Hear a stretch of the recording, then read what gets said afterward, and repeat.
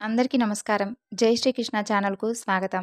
ఈరోజు అత్యంత శక్తివంతమైనటువంటి మాఘ అమావాస్య, పైగా ఆదివారం. ఎంతో విశేషమైనటువంటి ఈ అమావాస్య రోజున ఈ కథ వినడం వలన పితృదోష నివారణతో పాటు శ్రీ మహావిష్ణువు యొక్క సంపూర్ణమైనటువంటి అనుగ్రహం లభిస్తుంది. కాబట్టి భక్తి శ్రద్ధలతో ఈ కథను వినండి. పూర్వకాలంలో సంతప్తకుడు అనే తపోధనుడైనటువంటి బ్రాహ్మణుడు ఒక ఆయన ఉండేవాడు. ఆయన తన తపోబలం వలన పాపరహితుడవుతాడు. ఈ సంసారం పేరులోనే కాని తత్వంలో సారం లేనిదని తెలుసుకున్నవాడై అడవులకు వెళ్ళి వైఖానస మునుల వృత్తినే తాను పాలిస్తూ అరణ్యంలోనే చరిస్తూ ఉండేవాడు. బాహ్య చిత్త వృత్తులను అదుపులో పెట్టుకుని తద్వారా ఇంద్రియాలపై విజయం సాధించేటటువంటి ఉద్దేశంతో తీర్థయాత్రలకు బయలుదేరాడు. కానీ దారి తప్పి ఒక చీమల ధోరణి కాకులు కూడా దారి తప్పితే ఇక పట్టుకోలేనటువంటి మహా అరణ్యంలోకి వెళ్ళిపోతాడు. అతనికి నలువైపులా బ్రహ్మాండంగా పెద్ద పెద్దగా పెరిగినటువంటి చెట్లు, అలాగే లతలు, పొదలు, ఇక దారి తెన్ను ఏమీ తోచనివ్వలేదు. సాధు, క్రూర జంతువులు, పక్షులు, రాక్షస పిశాచగణాలు మాత్రమే ఆ అరణ్యంలో ఉన్నాయి. కానీ నరసంచారం మాత్రం ఎక్కడా కనిపించలేదు.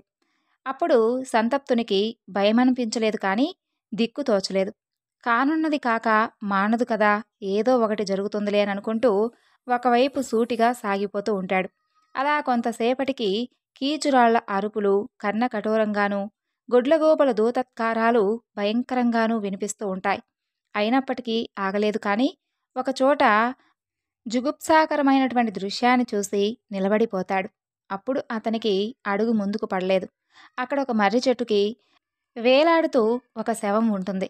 దానిని 5 ప్రేతాత్మలు పీకు తింటూ ఉంటాయి. ప్రతి ప్రేతము చూడటానికి చాలా భయంకరంగా ఉంటుంది. ముఖం మీద తప్ప ఇంకెక్కడా మాంసం లేదు. చేతులు, కాళ్ళు, అలాగే అన్ని అంగాలు కూడా ఎముకల మీద చర్మం కప్పినట్లుగా ఉంటాయి. ముఖంలో కళ్ళు లేవు. వాటికి బదులు 2 గోతులుంటాయి. ఆ యొక్క గోతుల్లోకి జారిపోతాననో భయపడి పారిపోయిందో ఏమో, కానీ ముక్కు కూడా అసలే లేదు. నెత్తిపై జుట్టు లేదు. అలాగని కోతిలా చూడగానే నవ్వు పుట్టించేలా కాకుండా భయంతో గుండెలు అవిసిపోయేలా ఉంటాయి. బ్రాహ్మణుడు వాటిని చూసి భయంతో అలాగే నిలబడిపోయి ఉంటాడు. అవి మాత్రం ఆయనను చూడగానే పిచ్చి ఆనందంతో గెంతులేస్తూ వీడిని నేను తింటానంటే నేను తింటాను అంటూ ఆయన వైపు పరుగులు తీసి ఆయన కాళ్ళను 2 ప్రేతాలు, చేతులను 2 ప్రేతాలు పట్టుకోగా 5వది ఆయన తలను పట్టుకుంటుంది. అవన్నీ భయంకరంగా అరుస్తూ అలా పట్టుకునే గాలిలోకి లేస్తాయి. అంతవరకు తింటున్నటువంటి శవంలో ఇంకా మాంసం ఉండిపోవడంతో దానిని అలా దండగా పెట్టడం ఇష్టం లేక కిందికి వచ్చి దానిని కాళ్ళల్లో ఇరికించుకొని మరలా పైకి లేస్తాయి. అప్పుడు ఆ భయార్తుడైనటువంటి సంతప్త బ్రాహ్మణుడు శ్రీ మహావిష్ణువును ప్రార్థిస్తూ తన రక్షణకై స్వామిని పిలవడం ప్రారంభిస్తాడు. ఆపద్రక్షక, జగన్నాయక, నాకు నీవే శరణు స్వామి, నన్ను కాపాడు. దేవాదిదేవ, చిన్మయ, సుదర్శన చక్రధారి హరి, నన్ను కాపాడు. స్వామి, మొసలి నోట చిక్కినటువంటి ఏనుగును తన చక్రం ద్వారా రక్షించినటువంటి సామజ వరగమనుడవు. నా కర్మ పాశాలను కూడా ఆ మొసలి తలను వలనే ఖండించి నన్ను ముక్తిని చెయ్యాలి కదా. రమారమి 100 మంది నిర్దోషులైనటువంటి రాజకుమారులను కారాగారంలో బంధించి బలిచ్చుటకు సిద్ధపడినటువంటి కర్కోటక లోకకంటక జరాసంధుని ధర్మజ రాజసూయ మిషచే చంపించి లోక కళ్యాణాన్ని గావించినటువంటి శ్రీకృష్ణ పరమాత్మ ఆ రాకుమారులకు వలనే నాకును విడుదలను ప్రసాదించాలి కదా అంటూ మరెన్నో విధాలుగా స్వామివారి యొక్క అవతార తత్వాన్ని కీర్తిస్తూ ఆర్తితో అరుస్తూ స్వామిని రమ్మని పిలిచిన ఆ తపస్సంపన్నునిపై ప్రేమతో కూడినటువంటి జాలి కలిగి స్వామివారు స్వయంగా బయలుదేరుతాడు. స్వామివారి దరిదాపులకు చేరగానే అతనిలోని ఏ తపశ్శక్తి ఆ విషయాన్ని అతనికి చేరవేసిందో తెలియదు, కానీ అతను భయాన్ని విడిచిపెట్టి ఆ ప్రేతాల మోపులపై పల్లకిలో రాజులాగా సుఖంగా నిద్రిస్తూ ఉంటాడు. అప్పుడు స్వామివారు ఆ గుంపు వెనకే కాసేపు వెళ్ళగా అక్కడ మణిభద్రుడనేటటువంటి యక్షరాజు కనిపిస్తాడు. అతనికి ఈ ప్రేతాల సంగతేదో చూడమని చెప్పి స్వామివారు కనుసైగ చేస్తాడు. వెంటనే అతను ఆ భయంకరమైనటువంటి ప్రేతాలకు దుఃఖాన్ని, భయాన్ని కలిగించేటటువంటి ప్రేత రూపాన్ని ధరించి వాటి కనులు కలవరపడేలా గుండె గుబేలుమనేలా పెద్ద భుజాలతో బుసలు కొడుతున్నటువంటి తాచుపామంత నాలుకతో ఉచ్ఛ్వాస నిశ్వాసలను అవి భయంతో కంపించేలా తీసుకుంటూ ముందు వాటి ఎదుట నిశ్చలంగా నిలబడ్డాడు. వారు భయం నుండి తేరుకునేలోగానే రెండిటినీ చేతులతో రెండిటినీ కాళ్లతో ఒక ప్రేతాన్ని నోటితో వడిసిపట్టి భయంకరమైనటువంటి పిడిగుద్దులతో వాటి ఒళ్ళు హోనం చేసేశాడు. వారి చేతుల నుండి బ్రాహ్మణుణ్ణి విడిపించి శవాన్ని పట్టుకొని ఆ మణిభద్ర యక్షకుడు మాయమైపోతాడు. మణిభద్రుని శిక్షతో శ్రీ మహావిష్ణువు దయతో వారి పాపాలన్నీ నశించి ఆ బ్రాహ్మణుడికి ఎదురుగా మోకరిల్లి ఇలా అంటారు: హే విప్రదేవా, మమ్మల్ని క్షమించండి. ఆయనకు చేతులు జోడించి ప్రదక్షిణ చేసి మరలా క్షమించమని చెప్పి కోరారు. దానికి కారణం బ్రాహ్మణ దర్శనం, శ్రీహరి కరుణ, యక్షస్పర్శల వలన వారికి పూర్వస్మృతి కలగడమే. వారి దీనవదనాలను మరింత దీనాలాపలను చూసి మనసు కలిగినటువంటి ఆ బ్రాహ్మణుడు వారిని ఈ విధంగా అడిగాడు: బాబూ, అసలు ఇంతకు మీరెవరు? ఇదంతా ఏమిటి? ఏదైనా మాయా లేక నా చిత్తభ్రమ? స్వామి, ఇది మాయ కాదు, భ్రమ కాదు. మేము ప్రేతాలం. మా పూర్వజన్మ దుష్కృత్యాల వలన మాకు ఈ యొక్క ప్రేతయోని ప్రాప్తించింది. ప్రేతములారా, అసలు మీ పేర్లేమిటి? మీరేం చేస్తుంటారు? మీకీ దుర్దశ ఏ విధంగా ప్రాప్తించింది? నా పట్ల మీ ప్రవర్తనకు, అందులోని మార్పుకు కారణం ఏమిటి అని అడుగుతాడు ఆ బ్రాహ్మణుడు. ద్విజోత్తమ, మీ ప్రశ్నలన్నిటికీ ప్రత్యుత్తరాలిస్తాం. మా పేర్లు పర్యుషిత, సూచీముఖ, శీఘ్రక, రోదక, లేఖకులు. సామాన్య మానవులే అనుకొని మిమ్మల్ని పట్టుకున్నాం. మీరు యోగిరాజని, విష్ణు భక్తులని తెలిసిన తరువాత పూజిస్తున్నాం. మీ స్పర్శ మాత్రాననే మా పాపాలన్నీ ఎగిరిపోయాయి. మీ నామధేయాలు విచిత్రంగా వినిపిస్తున్నాయి. ఇవి అర్థం లేనివని నాకు అనిపించడం లేదు. మీరు నాకు విస్తారంగా మీ గురించి వివరించండి అని అడుగుతాడు ఆ బ్రాహ్మణుడు. అప్పుడు ఆ బ్రాహ్మణుడు ఆదేశించగానే ఆ ప్రేతాలు ఒక్కొక్కటిగా ఇలా చెప్పసాగారు: బ్రాహ్మణోత్తమ, ఒకమారు నేను శ్రాద్ధం పెట్టవలసి వచ్చినప్పుడు ఒక బ్రాహ్మణుణ్ణి నియమించుకున్నాను. ఆ వృద్ధ బ్రాహ్మణుడు నడవలేక నడుస్తూ బాగా ఆలస్యంగా వచ్చాడు. నేను ఆకలికి తాళలేక శ్రాద్ధకర్మ చేయకుండానే ఆ శాఖపాకాలను తినేశాను. బ్రాహ్మణుడికి పర్యుషిత అంటే పాచిపోయినటువంటి అన్నాన్ని ఎక్కడి నుండో తెప్పించి మరీ పెట్టాను. నేనిలా దుష్ట ప్రేతాన్ని కావడానికి, నా పేరు పరిషితుడు కావడానికి కూడా అదే కారణం. బ్రాహ్మణ దేవత, నా పేరు సూచీముఖుడు. ఒకనాడు ఒక బ్రాహ్మణి తీర్థ స్నానానికై భద్రవట తీర్థానికి వచ్చింది. ఆమెతో ఆమె 5 ఏళ్ల కొడుకున్నాడు. ఆమె అతనిని చూసుకునే జీవిస్తూ ఉన్నట్లుంది. నేనప్పుడు క్షత్రియ యువకునిగా జన్మించి ఉన్నాను. అలవిమీరినటువంటి ఒళ్ళు పొగరు, క్రూరత్వాలతో ప్రజలందరినీ కూడా హింసిస్తూ ఉండేవాడిని. నేను ఆ బ్రాహ్మణి పుత్రుల దారి కాచి అతని తలపై పిడికిలతో బాది వారి సామాన్లన్నిటినీ లాగేసుకున్నాను. ఆ పసివాడు దాహం దాహమని ఏడుస్తూ ఉంటే తల్లి అతనికి ఒక చిన్న పాత్రతో నీళ్ళిచ్చింది.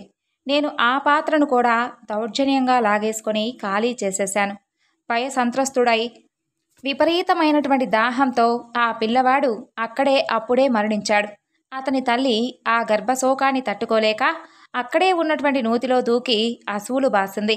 ఆ మహాపాపం వలన నాకీ ప్రేతయోని ప్రాప్తించింది. పర్వతాకార శరీరుడనే కాని నాకు నోరు లేదు. కొంగలాగా సూది ముక్కుంది. నాకు ఆహారం దొరికినా దానిని తినడానికి చాలాసేపు కష్టపడవలసి వస్తుంది. నేనా రోజు బ్రాహ్మణ బాలకుణ్ణి నీరు తాగనివ్వకుండా చేసినందుకు ఇలా అనుభవిస్తున్నాను. ఆ విధంగా ఈ నోరు కలిసినటువంటి ముక్కు నా పేరును సూచీముఖుడుగా చేసింది. భూసురేంద్ర, నా పేరు శీఘ్రగుడు. నేను ఒకానొకప్పుడు ధనవంతుడనైనటువంటి వైశ్యుడను. ఆ జన్మలో నా మిత్రుడు ఒకడితో కలిసి ఇతర దేశాలకు వ్యాపార నిమిత్తమై వెళ్ళాను. నేను కటిక పేదవాడిని కాకపోయినా నా మిత్రుని వద్ద అశేషమైనటువంటి ధనరాశులు ఉండడంతో నాలో లోపము, దానివలన క్రౌర్యము పెరిగాయి. మేమిద్దరం వ్యాపారం చేసి వెనుకకు మరలి వస్తూ ఉన్నప్పుడు దారిలో తగిలినటువంటి ఒక నదిని పడవ సహాయంతో దాటుతూ ఉండగా సూర్యుడు అస్తమించాడు. మసక చీకటిలో ప్రయాణికులంతా ఎవరి గోలలో వారున్నారు. చాలామంది అలసట కారణంగా కునుకుపాట్లు పడుతూ ఉన్నారు. వారిలో నా మిత్రుడు కూడా ఉన్నాడు. అతను నా తొడ మీదే తలపెట్టి నిశ్చితంగా నిద్రపోతూ ఉన్నాడు. నేనతనిని ప్రవాహంలోకి తోసేశాను. చీకటిలో ఎవ్వరూ కూడా చూడలేదు. అతని వద్ద ఉన్నటువంటి బహుమూల్య ప్రదాలైనటువంటి రత్న జటిత స్వర్ణాభరణాలు, ముత్యాలు, బంగారు కాసులు అన్నీ పట్టుకొని మా ఊరికి వచ్చేశాను. నా మిత్రుని పత్నితో దారి దోపిడీ దొంగలు మాపై దాడి చేయగా ఆమె భర్త దొరికిపోయాడని, వారతని సొత్తంతా దోచుకొని అతన్ని చంపేశారని చెప్పాను. నేను మరో దారంటూ తుప్పల వెంట నా సొమ్మును పట్టుకుని పరిగెత్తి ఏదో చావు తప్పి కన్నులొట్టబోయినటువంటి చందాన ఇల్లు చేరానని చెప్పాను. ఆ విధంగా నా జీవితాన్నంతటినీ ఆ పాపపు సొమ్ముతోనే గడిపాను. శీఘ్రంగా డబ్బు సంపాదనలో ముందుకెళ్లాలనేటటువంటి ఉద్దేశంతో ఎప్పుడూ ఉండేవాడిని కాబట్టి నన్ను శీఘ్రకుడు అని అన్నారు. కానీ ఆ పాపానికి నాకిలా ప్రేతయోనిలో పుట్టుక వస్తుందని ఎవరూ ఎరుగరు కదా. విప్రోత్తమా, నా పేరు రోదకుడు. నేను శూద్రజాతికి చెందినవాడను. రాజభవనం నుండి నాకు పెద్ద పెద్ద గ్రామాలు 100పై అధికారం ఇవ్వబడింది. నా కుటుంబంలో వృద్ధులైనటువంటి తల్లిదండ్రులు, ఒక తమ్ముడు మాత్రమే ఉండేవారం. అయినా లోపం కొద్దీ నా తమ్ముణ్ణి వేరే కాపురం పెట్టుకోమని తగిలేశాను. వాడికేమీ లేదు, అన్న వస్త్రాలు లేక అవస్థ పడుతున్నాడని తెలిసి నా తల్లిదండ్రులు రహస్యంగా నా గృహం నుండి అన్ని వస్తువులను పంపిస్తూ ఉండేవారు. నేనిది విని అగ్గిరాముడినై నా తల్లిదండ్రులను సంఖ్యలతో బంధించి ఒక గదిలో పడేశాను. వారు అతి కష్టం మీద విడిపించుకొని ఆత్మాభిమానం దెబ్బతిన్నదనేటటువంటి బాధతో విషం మింగి మరణించారు. నా తమ్ముడు ఏమీ లేక ఎక్కడెక్కడో తిరుగుతూ ఏమైపోయాడో తెలియలేదు. వృద్ధులను బంధాలతో రుద్ధం చేశాను కాబట్టి రోదకుడనేటటువంటి పేరు వచ్చి నిలిచింది. ఈ మహాపాపాల వలన నేను ఈ విధంగా ప్రేతయోనిలో పడి ఉన్నాను. హే విప్రదేవా, నన్ను లేఖకుడు అని అంటారు. పూర్వం ఉజ్జయిని నగరంలో బ్రాహ్మణుడిగా జన్మించాను. మా రాజుగారు నన్ను ఒక బ్రహ్మాండమైనటువంటి కోవెలకు పూజారిగా నియమించాడు. ఆ గుడిలో విభిన్నమైనటువంటి నామాలతో ఎన్నో విగ్రహాలు ఉన్నాయి. స్వర్ణ నిర్మితమైనటువంటి ఆ విగ్రహాలలో అవసరమైన చోట పలు విలువైనటువంటి రత్నాలు తాపడం చేయబడి ఉన్నాయి. వాటిని రోజూ పూజిస్తూ పుణ్యాన్ని వెనకేసుకోవాల్సినటువంటి నేను లోపమోహాలచే రాకాసి మనసు కలవాడినై డబ్బు వెనకేసుకోవాలనేటటువంటి వాంఛ పుట్టి మహాపాపినైపోయాను. బుద్ధి పాపంతో ఉంటే బ్రాహ్మణుడనైనా పూజాధికారైనా ఒకటే కదా. అలాగే రాక్షసుడైనా పిశాచమైనా ఒకటే. నేనొక సూదిగా వాడిగా ఉన్నటువంటి ఇనుప ఆయుధాన్ని చేపట్టి ఆ విగ్రహాలకు ఉన్నటువంటి బంగారాన్ని, రత్నాలను పెకిలించివేసి దాచేసుకున్నాను.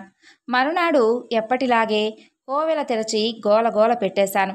ఏమీ తెలియని వాడిలాగా నటించాను. రాజుగారు రూపుమాసినటువంటి విగ్రహాలను చూసి విపరీతమైనటువంటి క్రోధంతో రగిలిపోయారు. ఈ పని చేసినటువంటి దొంగను, దైవద్రోహిని, వాడు బ్రాహ్మణుడైనా సరే పట్టుకొని నేరాన్ని నిరూపించి వాడిని నా చేతులతోనే చిత్రవధ చేసి చంపేస్తాను అని దేవుని ఎదుట ప్రతిజ్ఞ చేశాడు.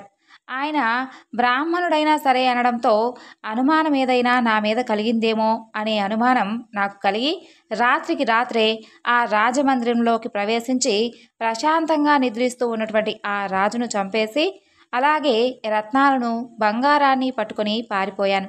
దాంతో భూదేవికి కూడా నా మీద అసహ్యం కలిగిందో ఏమో కానీ అలా పారిపోతూ దారి తప్పి ఘోరమైనటువంటి అరణ్యంలో దిగబడి అక్కడొక పులి చేతిలో పడి చనిపోయాను.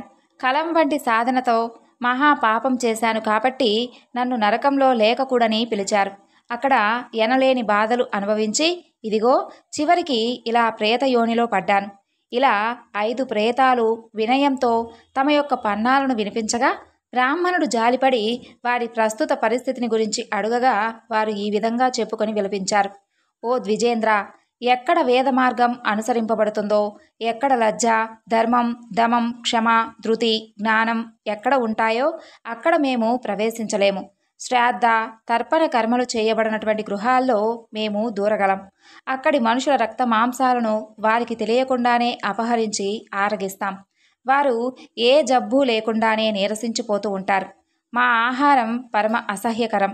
మలం దగ్గర నుండి శవం దాకా అన్నీ తింటాం. మాకే సిగ్గనిపిస్తుంది. కానీ అయినప్పటికీ తప్పదు కదా. మేము అజ్ఞానులం, తామసులం, మందబద్ధులం. ఏమాత్రం దైవశక్తి అలికిడి విన్నా భయంతో పారిపోయేటటువంటి పిరికి జనాలం. మాకీ ప్రేత జన్మ ఎప్పుడు పూర్తవుతుందా అని ఎదురు చూస్తూ ఉంటాం అని చెబుతాయి. బ్రాహ్మణుడు వారి బాధలను వింటూ ఉండగానే శ్రీ మహావిష్ణువు అతనికి దర్శనమిస్తాడు. హృదయంలో నివసించేటటువంటి అంతర్యామి పురుష స్వరూపంలో సాక్షాత్కరించినటువంటి స్వామిని చూడగానే ఆ విప్రుడు నేలపై సాష్టాంగ పడిపోయి స్వామికి నమస్కరించి అనేకమైనటువంటి స్తుతులతో స్వామిని సంతుష్టపరుస్తాడు. అతని దయ వలన ఆ ప్రేతాలు కూడా స్వామిని చూడగలిగాయి. అన్ని రకాల ప్రాణులను కేవలం నీ దయతోనే, వారికే అర్హత లేకపోయినప్పటికీ నీవు ఉద్ధరించగలవు కదా మహాప్రభో, నీకు నమస్కారము అంటూ పలుకుతున్నటువంటి ఆ బ్రాహ్మణుని మనసులోని కోరికను అర్థం చేసుకొని స్వామివారు వారందరికీ కూడా ఉత్తమ లోకాలను ప్రసాదించాడు. స్వామివారి ఇచ్చ మేరకు అత్యంత తేజము కలిగినటువంటి శ్రేష్ఠ ఆకాశగమనం చేయగలిగినటువంటి గంధర్వ అప్సర యుక్తములైనటువంటి 6 విమానాలు అక్కడకు వచ్చి ఆ బ్రాహ్మణుణ్ణి పంచప్రేతాలను ఎక్కించుకొని స్వామివారి వైకుంఠానికి తీసుకొని వెళ్ళిపోయాడు. ఈ విధంగా జరిగినటువంటి ఈ వృత్తాంతమంతా కూడా సాక్షాత్తు శ్రీ మహావిష్ణువు వారు గరుత్మంతునితో చెప్పినటువంటి వృత్తాంతం ఇది. గరుడా, ఎవరైతే ఈ వృత్తాంతాన్ని వింటారో వినిపిస్తారో వారికి ఉన్నటువంటి సకల పితృదోషాలు నివారిస్తాయి అంటూ స్వామివారే సెలవిచ్చారు. అలాగే స్వామివారు గరుత్మంతునితో చెప్పినటువంటి మరొక కథ గురించి కూడా తెలుసుకుందాం. పూర్వం కృతయుగంలో వంగదేశంలో బభ్రువాహనుడనేటటువంటి ఒక రాజు ఉండేవాడు. అతను సాగరమే నలువైపులా హద్దుగా ఉన్నటువంటి తన రాజ్యాన్ని సామర్థ్యంతో చక్కగా రక్షించుకుంటూ ధర్మానుసారం రాజ్య పరిపాలనను చేస్తూ ఉండేవాడు. ఆయన తన జీవన కాలంలో భూమినంతటినీ భోగించి రక్షించాడు. ఓటమి పాలు తాను ఎప్పుడూ అవిందలేదు. ఆపదల పాలు రాజ్యాన్ని చేయలేదు. అతని ప్రజలు ఎప్పుడూ కూడా చోర భయాన్ని కానీ దుష్టజనుల ద్వారా కలిగేటటువంటి ఉపద్రవాన్ని కానీ రుచి చూడలేదు. అతని రాజ్యంలో అసలు పాపులే లేరు, రోగాలు లేవు, రోగ భయాలు లేవు. ఆ ప్రజలందరికీ తమ ధర్మంపై భక్తి శ్రద్ధలే కాకుండా అనురక్తి కూడా ఉండేది. ఆ విధంగా ఆ రాజ్యంలో ఉన్నటువంటి ప్రతి పౌరుడు తన వృత్తిని ప్రేమిస్తాడు, అలాగే గౌరవిస్తాడు, ఆరాధిస్తాడు. ఈ 3 లక్షణాలు పౌరులలో లేనప్పుడు వారికి తగినటువంటి రాజే తయారవుతాడు. వారికి తగ్గ రాజ్యమే వస్తుంది. తేజస్సులో సూర్యుణ్ణి, స్థిర మనస్కత, సిత ప్రజ్ఞాత్వాలతో పర్వతాన్ని, సహిష్ణుతలో పృథ్వీని తలపించేటటువంటి ఆ బభ్రువాహన మహారాజు ఒక 100 మంది అశ్వారూఢులైనటువంటి మిత్రులతో సైనికులతో కలిసి తన పంచకళ్యాణిపై వేటకై బయలుదేరతాడు. వారందరూ ఒక దట్టమైనటువంటి అడవిలోకి ప్రవేశిస్తారు. యోధుల సింహనాదాలతోనూ శంఖధ్వనులతోనూ దుందుబల చప్పులతోనూ అడవంతా మారుమోగుతూ ఉంటుంది. సైనికులకు అవి నలువైపుల నుండి తమ రాజు కీర్తిని గానం చేస్తున్నట్లుగా వినిపించి మరింతగా ఉత్సాహంగా ఉల్లాసంగా ముందుకు సాగుతూ ఉంటారు. అది చాలా పెద్ద అడవి. జనమంటే లేరు, కానీ అన్ని రకాల చెట్లు, చేమలు, లతలు, దుబ్బులు, అలాగే అన్ని రకాల హింస్రక సాధు జంతు సమూహాలు అందులోనే ఉన్నాయి. అన్ని రకాల జంతువులను వేటాడుతూ వేటుకొక జంతువును కూల్చివేస్తూ ఆ యొక్క రాజు చక్కగా లేడిపై బాణం వేస్తాడు. ఆ లేడి దెబ్బతిని కూడా దైవావశాన శరవేగంతో పరిగెడుతూ ఉంటుంది. రాజు అన్నీ మర్చిపోయి వేట తమకంలో పడి దానిని వెంటాడుతూ వాయువేగంతో ప్రయాణిస్తూ ఉంటాడు. పరివారానికి దూరమైపోతాడు. అలా ఒంటరిగా అత్యధిక దూరం వెళ్ళి ఆ అడవిని దాటి మరొక ఘోరమైనటువంటి అడవిలోకి ప్రవేశిస్తాడు. లేడి చిక్కాక గాని ఆయనకు పరివారము, ఆకలి దొప్పులు గుర్తుకు రాలేదు. అప్పుడు పరివారం బాధ పెద్దగా ఆ అసహాయ సూర్యుడికి లేదు, కానీ అలవిమీరినటువంటి ఆకలి, తట్టుకోలేనంత దప్పిక ఆయనను మిక్కంటుగా బాధిస్తూ ఉంటాయి. వేటాడడం నీటి కోసం మొదలైంది. భగవంతుని దయవలన ఆయనకు అచిరకాలంలోనే హంసల, సారస పక్షుల సవ్వడి వినిపిస్తుంది. చురుకైన వాడు కాబట్టి వెంటనే ఆ దిశలో కదిలి ఒక దివ్యమైనటువంటి సరోవరాన్ని కనుగొని ముందు హాయిగా స్నానం చేసి తరువాత నీల కమలాల, ఎర్ర కలువల పుప్పొడులతో సుగంధితమై రుచికరమైనటువంటి శీతల పానీయాన్ని సేవించగానే దాహంతో పాటు ఆకలి కూడా మాయమైపోతుంది. ఇక ఏ దారి పట్టకుండా అక్కడే ఉన్నటువంటి ఒక పెద్ద చెట్టు నీడలో కూర్చొని తన పరివారం కోసం ఎదురు చూస్తూ ఉంటాడు. గుర్రం కూడా దాహం తీర్చుకొని ఆయన వెనకనే నిలబడి పచ్చిక మేస్తూ ఉంటుంది. రాజుగారు ఆ యొక్క ఆస్తరణాన్ని పరుచుకొని డాలుని తల కింద నిడుకొని చక్కగా విశ్రమిస్తాడు.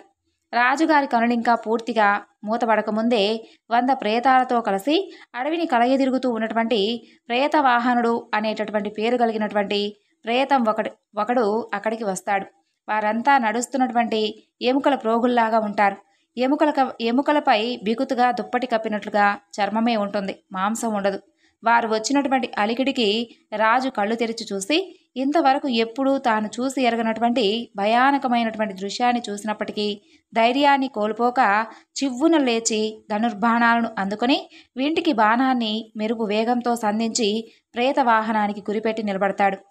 అయినా ఆయనకు వారిని చంపేటటువంటి ఉద్దేశం లేదు. కాబట్టి సౌమ్యంగానే ఇలా అడుగుతాడు, ఎవరు మీరు? ఎక్కడి నుండి వచ్చారు? మీకు ఈ వికృత శరీరాలు ఏ విధంగా ప్రాప్తించాయి అని అడుగుతాడు. ప్రభో, మీ దర్శన సాంగత్య మాత్రం చేత నాలో ప్రేతభావం నశించిపోయింది. ఇప్పుడు నాకు పరమగతి ప్రాప్తించబోతుంది. ధన్యుడనయ్యాను మహానుభావా, నాకంటే ధన్యులు ఇక ఎవరూ లేరు అంటూ ఉన్నటువంటి ఆ ప్రేత నాయకుని మాటలను విని శాంతించి విల్లంబులను దించి ఇలా అంటాడు బబ్రువాహనుడు. ప్రేతమా, నాకేమీ అర్థం కావడం లేదు. ఈ వనం చూస్తుంటే చాలా భయంకరంగా ఉంది. ఇక్కడేదో దివ్య సరోవరంలాగా కనిపించి ఇక్కడ విశ్రమిస్తే ఉరుముల పిడుగుల ధ్వనులు వినిపిస్తున్నాయి, మెరుగులు కనిపిస్తున్నాయి, నానా ప్రకారాల హింస్రక సౌమ్య జంతువులు కోతలు కూడా వినిపిస్తున్నాయి. కానీ ఒక్కటి కూడా కనిపించడం లేదే. ఇదంతా మీ ప్రభావం కావచ్చు. ఇంతకీ మీకు అసలు ఈ అవస్థ ఎలా దాపురించింది అని అడుగుతాడు. అప్పుడు ఆ ప్రేతం, మహారాజా, ప్రేతాలన్నీ ఒకప్పటి నరులే. మేము చేసుకున్నటువంటి పాపం వలన మాకు ఈ దురావస్థ ప్రాప్తించింది. ఏ ప్రాణులకైతే అగ్ని సంస్కారం, శ్రాద్ధం, తర్పణం అలాగే సంపీడీకరణం జరగవో అవి ప్రేతాలై తిరగవలసిందే. అంతేకాదు, వీరే కాక విశ్వాసఘాతుకులు, తాగుబోతులు, బంగారం దొంగలు, అపమృత్యు వాతపడిన వారు, అలాగే పాపాలకు తెలిసి ప్రాయశ్చిత్తం చేసుకొని వారు, గురుపత్ని గమనులు, ఇలాంటి పరమ పాపాత్ములంతా ప్రేత రూపాలను ధరించి ఇక్కడే నివసిస్తుంటారు. మాకు తిండి నీరు బహుదుర్లభం. అత్యధిక పీడితులై విశ్వంలో ఎవరయ్యా అని అడిగితే మేమే అని చెబుతారు. అందుకే ఓ మహారాజా, నేను ఎలాగో బతికిపోయాను. కానీ మీరు వీరందరికీ ఔర్ధ్వదైహిక సంస్కారాలు గావించండి. ఎవరూ లేనివారు పోయినప్పుడు వారి అపరక్రియలను రాజే నిర్వహించడం శాస్త్ర సమ్మతం. దీనివలన గొప్ప పుణ్యం వస్తుంది. మీకు పరలోకంలో సుఖస్థానం ఏర్పడుతుంది. ఈ ప్రేతాలకు ప్రస్తుతం దుఃఖ వినాశం అవుతుంది. రాజుకు ఈ పుణ్యం వలన ఈ లోకంలోని కష్టాలు కూడా తొలగిపోతాయి అని చెబుతుంది. అప్పుడు మహారాజు, ఈ లోకంలో ఎందరో ఉన్నారనుకుంటాం, కానీ ఎవరికి ఎవరు, చివరికి ఎవరు? పుత్రులు, భార్య, ఎవరైనా మన స్వార్థం కొద్దీ మన చేత రావింపబడతారు. కాబట్టి వారి స్వార్థం నెరవేరినంత కాలమే మనం గౌరవింపబడతాం. ఎవరి కర్మను వారే అనుభవించాలి. మనిషి పోయిన తర్వాత ధనం ఇంటి దగ్గరే వీడ్కోలిస్తుంది. బంధువులు శ్మశానం వద్ద వీడ్కోలిస్తారు. శరీరం కాష్టంలో వీడ్కోలు సలుపుతుంది. మనల్ని వీడిపోకుండా పరలోకం వరకు వచ్చేవి మాత్రం పాపపుణ్యాలే అని అంటాడు.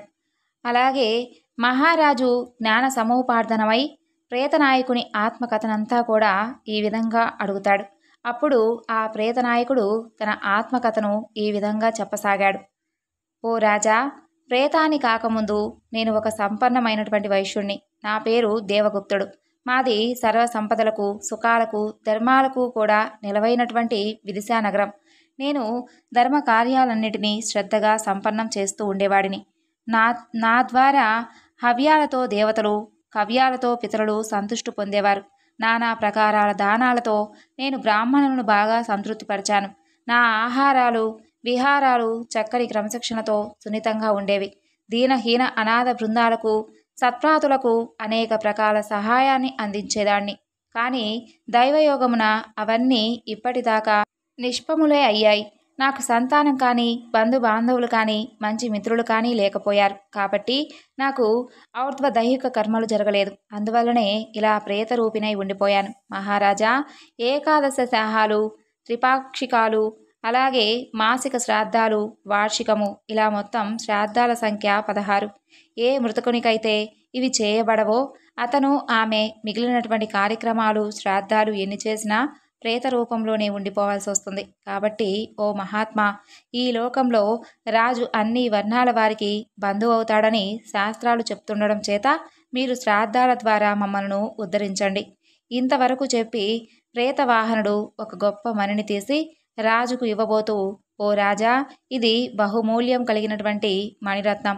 మీరు నాపై దయతో దీనిని గ్రహించి అని అంటూ ఉండగానే అతనిని ఆపి, మహారాజు, మహాశయ, నేను క్షత్రియుడను, మహారాజును. నేను ఎవరి దగ్గర దానమును గ్రహించను. నీ పని మాత్రం తప్పకుండా చేసి పెడతాను. నీకేం కావాలో చెప్పు అని అంటాడు. అప్పుడు ప్రేతవాహనుడు, మహారాజా, నాకు శ్రాద్ధకర్మలు జరగలేదు. నా పేర వృషోత్సర్గం కూడా జరగలేదు అని అంటాడు. అవన్నీ నేను చేస్తాను, కానీ తప్పకుండా నాకిది చెప్పు. మా వాళ్ళల్లో ఎవరైనా ప్రేత దశలోనే ఉండిపోయారనే విషయం నాకెలా తెలుస్తుంది? ప్రేతాలకు ముక్తి కలగాలంటే ఏం చెయ్యాలి అని అడుగుతాడు. రాజేంద్ర, మీకెలాగో అధికారం ఉంది కాబట్టి మీరే మా అందరికీ శ్రాద్ధాలను ఔర్ధ్వదైహిక క్రియలను చేయవచ్చు. లేదా కొంతమందికి అయ్యధికారాన్ని దారాదత్తం చేసి చేయించవచ్చు. చివర్లో వృషోత్సర్గం చేయగానే మా ప్రేత రూపాలు నశించి మాకు ఉత్తమైనటువంటి గతులు ప్రాప్తిస్తాయి అని చెబుతాడు. శ్రేష్ఠులైనటువంటి బ్రాహ్మణులను ఆహ్వానించి విద్యుక్తంగా అగ్ని స్థాపన చేయించి వేద మంత్రాలతో యథావిధానంగా హోమం చేయించి వీలైనంత గొప్ప సంఖ్యలో బ్రాహ్మణులను ఆహ్వానించి వారికి భోజనాలను పెట్టాలి. మహారాజా, దీనికి అయ్యేటటువంటి ఖర్చును నీ ప్రజలపై కానీ నీపై కానీ రుద్దడం ధర్మసమ్మతం కాదు. పైగా నాకు ఈ రత్నంతో ఇక ఎలాంటి అవసరమూ ఉండదు అంటూ రాజుగారి పాదాలకు తనను ఆనించి నమస్కరించి ఆ మణిరత్నాన్ని కూడా ఆయన పాదాల వద్దనే ఉంచి తన అనుచరులతో సహా అదృశ్యమయ్యాడు ప్రేతవాహనుడు. ఈ విధంగా ఆ రాజు ఆ ధనం ద్వారానే ప్రేతాలన్నిటికీ అపర కార్యాలను నిర్వర్తించాడు. ఆ సంస్కారం సంపూర్ణం కాగానే ప్రేతాలన్నీ సువర్ణమయమైనటువంటి దేహంతో ఆ రాజుకు దర్శనమిచ్చి ప్రణామం చేసి దేవదూతలతో కలిసి నిష్క్రమించాయి. గరుడా, ఇది వృషోత్సర్గ మహత్యం. దీనిని విన్నవారికి కూడా పితృదోష నివారణ జరుగుతుంది అంటూ శ్రీ మహావిష్ణువు గరుత్మంతునితో చెప్పినటువంటి వృత్తాంతం. ఈ వివరణను ఇంతటితో ముగిస్తున్నాను. మరొక చక్కని వివరణతో మరలా కలుసుకుందాం. అంతవరకు నమస్కారం. జై శ్రీకృష్ణ.